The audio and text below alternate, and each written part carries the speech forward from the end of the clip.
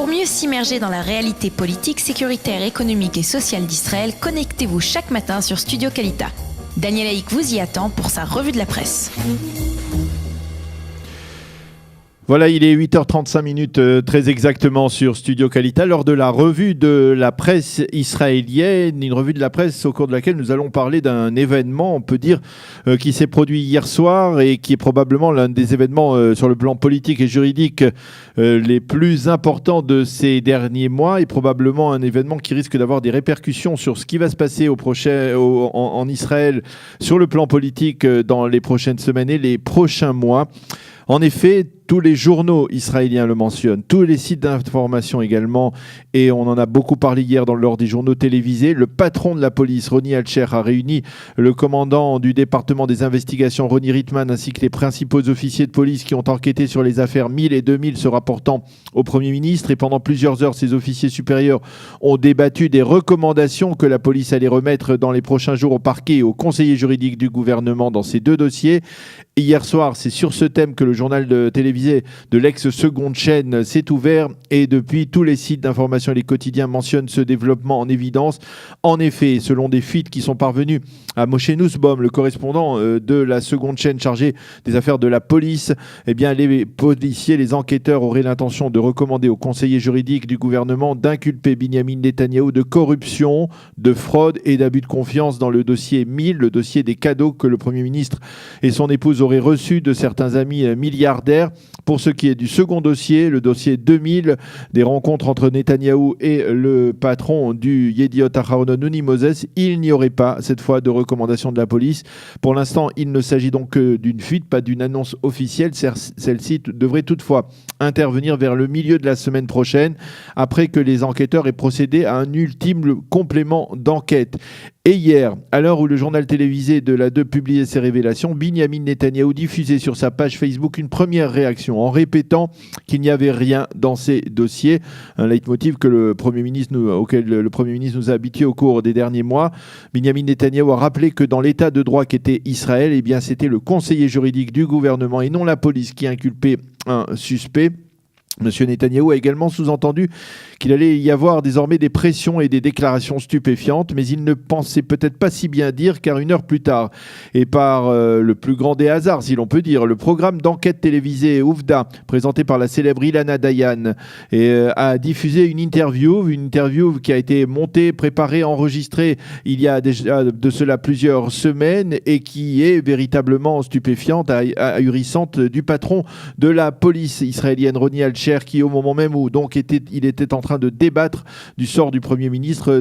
a autorisé indirectement cette interview à la diffusion sur l'ex-seconde chaîne de télévision. Dans cet entretien, Roni Alcher affirme l'existence de personnes, je cite, très puissantes, qui auraient enquêté à l'aide de détectives privés sur les enquêteurs de la police afin de trouver des éléments qui pourraient leur permettre de dissuader ces derniers de recommander une inculpation de Binyamin Netanyahou. Et bien entendu, on a compris qu'il s'agissait là, entre autres, de l'inspecteur-chef Roni Rittman, qui est le chef du département, qui était le chef du département des investigations de la police jusqu'à il y a 3 semaines, et qui est soupçonné, on le sait, d'harcèlement sexuel. Il a donc dû démissionner il y a environ 3 semaines de ses fonctions. Et il convient de rappeler que Rittman, qui est donc soupçonné de harcèlement, a tout de même participé à la réunion d'hier et a eu son mot à dire dans les enquêtes contre le Premier ministre. Et c'est justement apparemment ce qui a fait bondir à nouveau Binyamin Netanyahou, qui plus tard dans la soirée, dans un nouveau post, a publié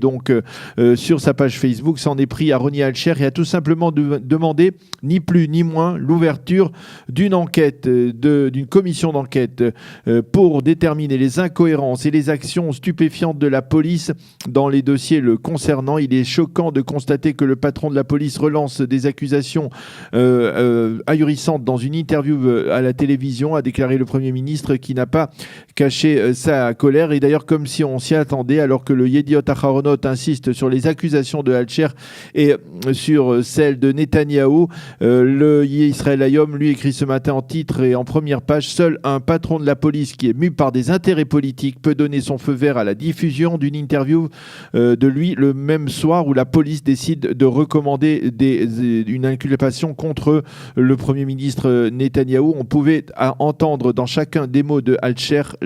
sa haine de Netanyahou, écrit ce matin le Israël Hayom dans un éditorial. Et en manchette de son édition, le Israël Hayom publie également des extraits de l'interview que lui a accordé l'ex-vice-président de la Cour suprême, le juge Eliakim Rubinstein, qui affirme que la démocratie israélienne n'est pas en danger et qui admet qu'il n'aurait pas aimé être aujourd'hui à la place du conseiller juridique du gouvernement, Avichai Mandelblit. Lui, Eliakim Rubinstein, qui a été lui-même conseiller juridique du gouvernement il y a 20 ans, lorsqu'il a dû lui-même statuer du sort de Binyamin Netanyahou, qui était déjà mis en cause dans des affaires de cadeaux. C'était il y a donc 20 ans, lorsque le Premier ministre remplissait pour la première fois son mandat de chef du gouvernement. Restons dans le Israël Hayom, qui affirme qu'après les attentats meurtriers contre le Rav Raziel Shevach et contre le Rav Itamar Ben-Gal, les forces de sécurité israéliennes sont en état d'alerte en Judée et Samarie et se prépare à une dégradation de la situation dans ces régions. Dans le même ordre d'idées, tous les quotidiens israéliens insistent encore sur la tension existant le long de la frontière nord, en particulier entre le Liban et Israël, et sur l'opposition farouche du gouvernement libanais à la construction d'une barrière de sécurité le long de la frontière avec Israël. Pour ce qui est de la Judée et de la Samarie, les journaux israéliens titrent ce matin que plusieurs bataillons de soldats de l'armée israélienne ont été déployés depuis hier sur certains points stratégiques extrêmement chaud en Judée et en Samarie afin de tenter de dissuader les responsables les Palestiniens de se livrer à de nouvelles attaques contre des civils israéliens.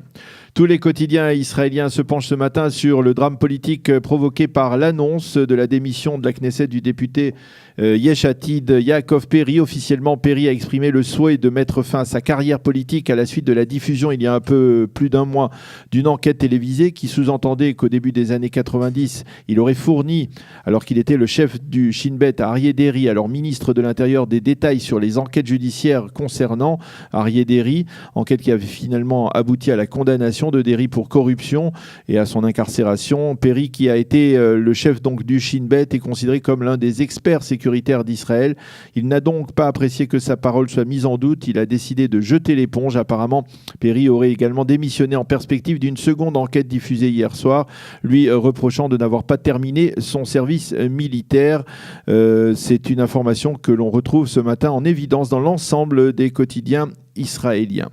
Et puis pour sa première intervention publique depuis sa libération de prison, l'ancien Premier ministre Ehud Olmert n'a pas mâché ses mots envers son successeur. J'espère que Netanyahou terminera son mandat très prochainement, toutefois de manière correcte, a dit l'ex-Premier ministre Ehud Olmert, qui, je vous le rappelle, a purgé une peine de 17 mois de prison pour corruption et qui a été libéré en juillet dernier après avoir obtenu une réduction de peine. Il est intervenu donc pour la première fois en public lors d'une cérémonie au musée de la diaspora à l'occasion du 70e anniversaire du combat de Latroun durant la guerre d'indépendance de l'État d'Israël. Olmert est donc sorti d'un silence prolongé.